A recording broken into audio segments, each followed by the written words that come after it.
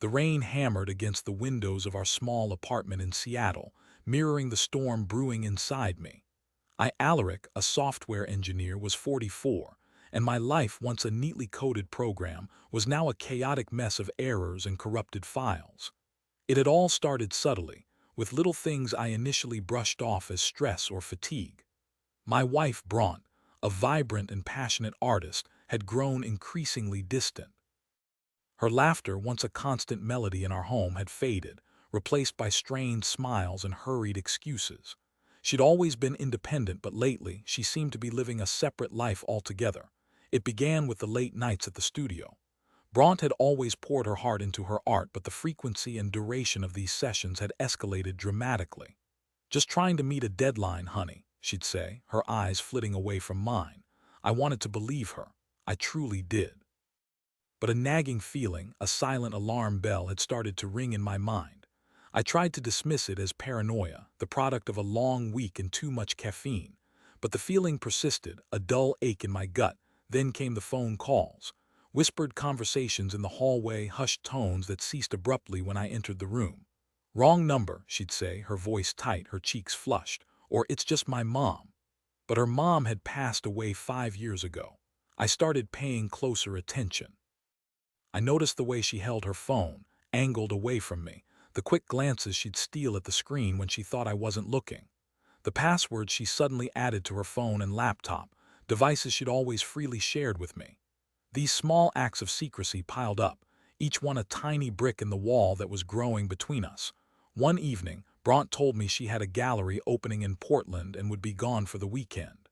"It's a big deal, Alaric," she said, her voice a little too enthusiastic. "Lots of important people will be there. I need to make a good impression." I offered to go with her, but she quickly brushed the idea aside. "No, honey, it's really just for industry people. It'll be boring for you." I felt a pang of disappointment. I wanted to support her, to be there for her, but she seemed determined to keep me at arm's length. That weekend, I tried to distract myself. I worked on a side project, a new app I was developing, but my heart wasn't in it. I kept thinking about Bronte, wondering if she was really at a gallery opening, or if she was somewhere else with someone else. The thought was like a shard of ice in my chest, cold and sharp. On Saturday afternoon, I received a call from my friend Finley. Finley and I had been friends since college, and he knew Bronte well. "Alaric, can you meet me for a drink?" he asked, his voice unusually serious. "There's something I need to tell you." We met at a quiet bar downtown. Finley looked uncomfortable, his eyes filled with a mixture of pity and guilt. "Alaric," he said after a long silence, "I don't know how to say this, but I saw Bronte yesterday." My heart skipped a beat. "In Portland?" I asked, trying to keep my voice steady. Finley shook his head. "No, Alaric, I saw her at a restaurant here in Seattle with another man." The world seemed to tilt on its axis. My ears started ringing and a cold sweat broke out on my forehead. "Are you sure?" I asked, my voice barely a whisper. Finley nodded, his face grim. "I'm sure, Alaric. I saw them holding hands. They looked intimate. I felt like I'd been punched in the gut. The air was thick and suffocating. I couldn't breathe." "Who was he?" I managed to ask. Finley hesitated. "I don't know, Alaric. I didn't recognize him." I sat there for a long time, staring into my drink, the ice clinking softly against the glass. "Bronte, with another man, holding hands." The words echoed in my mind, each one a hammer blow to my soul. I felt a wave of nausea wash over me. I wanted to scream, to lash out, to break something. But all I could do was sit there, numb and empty. I drove home in a daze. The rain had stopped, but the sky was still heavy with clouds. The city lights blurred around me, meaningless and distant. I parked the car and walked slowly to our apartment, my legs feeling like lead. I unlocked the door and stepped inside. The apartment was silent and still, filled with the ghosts of our shared life. The scent of Bronte's perfume lingered in the air, a cruel reminder of what I had lost. I went to the bedroom and sat on the edge of the bed. I picked up a framed photo of Bronte and me, taken on our wedding day. We were smiling, young and full of hope, our eyes shining with love. I stared at the photo, my heart aching with a pain I had never known before. How could she do this to me? How could she betray me like this? I spent the rest of the evening in a fog of shock and disbelief. I couldn't eat, couldn't sleep, couldn't even think straight. I just sat there staring into space, the photo of Bronte and me clutched in my hand. Bronte returned on Sunday evening, her face flushed, her eyes bright. "Hi, honey," she said, her voice a little too cheerful. "How was your weekend?" I looked at her, my heart filled with a mixture of anger and pain. "It was fine," I said, my voice flat. "How was Portland?" She hesitated for a moment, her eyes darting away from mine. "It was good," she said. "The gallery opening went really well." I stood up and walked over to her. "Really?" I said, my voice rising. "Because I heard you were actually here in Seattle with another man." Her face paled. "What are you talking about?" she stammered. "Don't lie to me, Bronte," I said, my voice shaking with anger. "Finley saw you. He saw you holding hands with another man." She burst into tears. "Alaric, I can explain," she sobbed. "It's not what you think." "Then tell me, Bronte," I said, my voice hard. "Tell me what it is." She hesitated for a moment, then blurted out, "It was just a mistake, Alaric. It didn't mean anything." "A mistake," I repeated, my voice incredulous. "Holding hands with another man is a mistake. We were just talking," she said, her voice pleading. "He's just a friend." "A friend," I said, my voice dripping with sarcasm. "Is that what you call it now?" She started crying harder. "Alaric, please," she begged. "Don't do this. I love you." I looked at her, my heart filled with disgust. "Don't you dare say that," I said, my voice cold. "You don't know what love is." I turned and walked out of the bedroom, leaving her sobbing on the bed. I went to the living room and started packing my things. I couldn't stay here, not for another minute. I needed to get away from her, from this place, from this life that had suddenly turned into a nightmare. "Where are you going?" she asked, her voice trembling as I walked past her with my suitcase. "I'm leaving," I said, my voice flat. "I can't be with you anymore." "But Alaric," she cried. "What about us? What about our marriage?" "There is no us anymore, Bronte," I said, my voice hard. "You destroyed it." I walked out the door and didn't look back. I spent the next few weeks in a hotel trying to sort out my life. I filed for divorce and started looking for a new place to live. The pain was still raw, but I was determined to move on. I couldn't let Bronte's betrayal destroy me. I had to find a way to heal, to rebuild my life, to find happiness again. One day I received a letter from a lawyer. It was a summons to appear in court. Bronte was suing me for alimony and a share of my assets. I was stunned. After everything she had done, she had the audacity to ask me for money. I hired a lawyer and prepared to fight her in court. I was determined not to let her get away with this. I had worked hard for everything I had, and I wasn't going to let her take it from me. The court case was long and bitter. Bronte painted herself as the victim, claiming that I had been emotionally abusive and neglectful. She lied and twisted the truth, trying to make me look like the bad guy. But I had the evidence on my side. Finley testified about seeing her with another man, and I presented phone records and credit card statements that proved she had been lying about her whereabouts. In the end, the judge ruled in my favor. Bronte was denied alimony and received only a small share of my assets. Justice had been served, but the victory felt hollow. I had won the battle, but I had lost the war.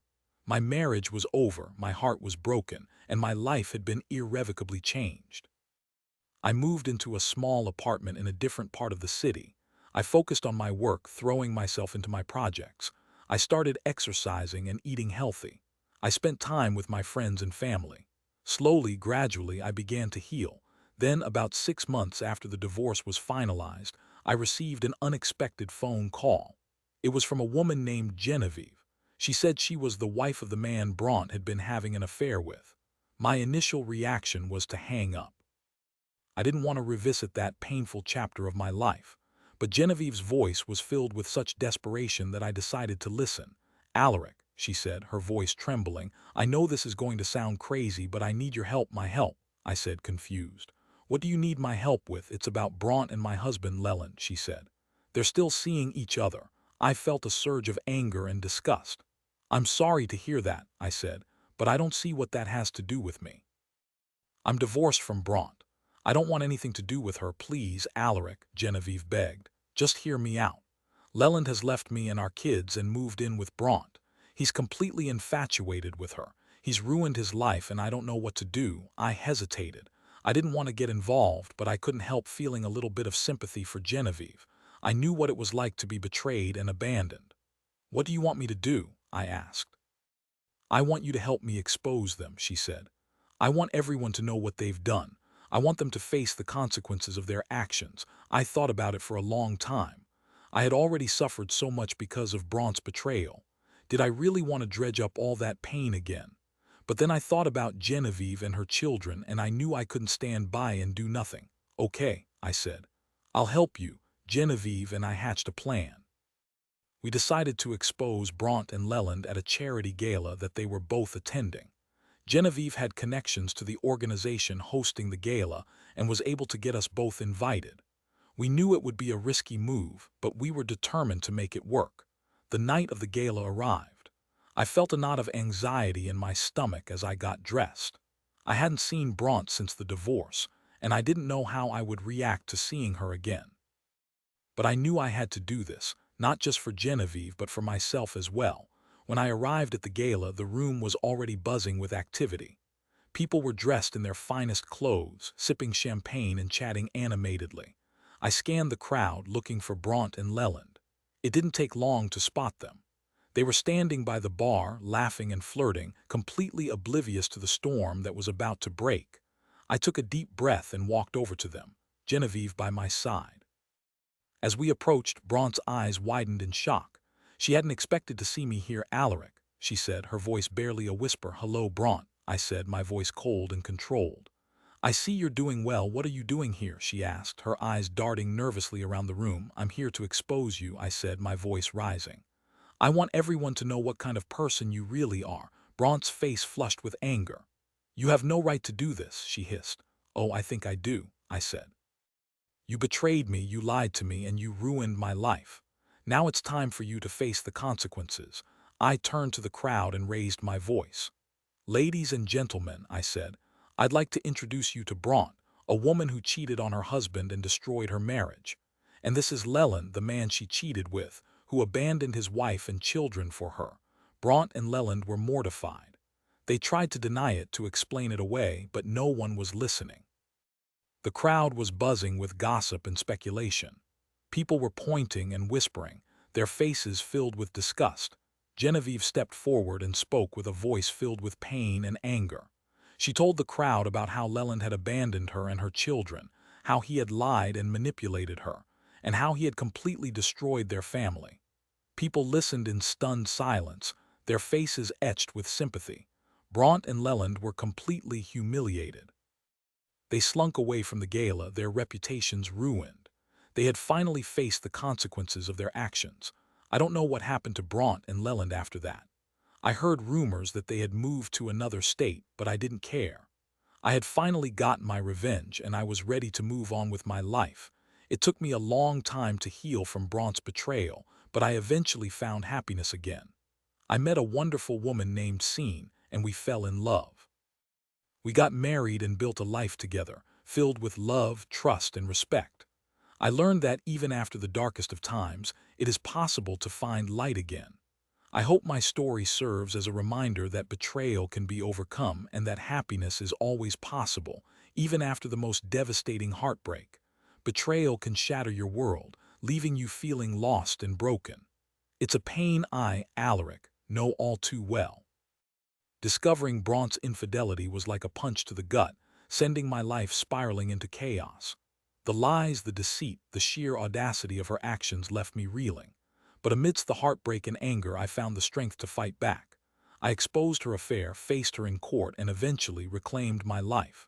It wasn't easy, but I emerged stronger, wiser, and ultimately ready to love again. Remember, even when darkness surrounds you, there's always a path to healing and happiness. Never let betrayal define you, let it empower you. Thank you for listening.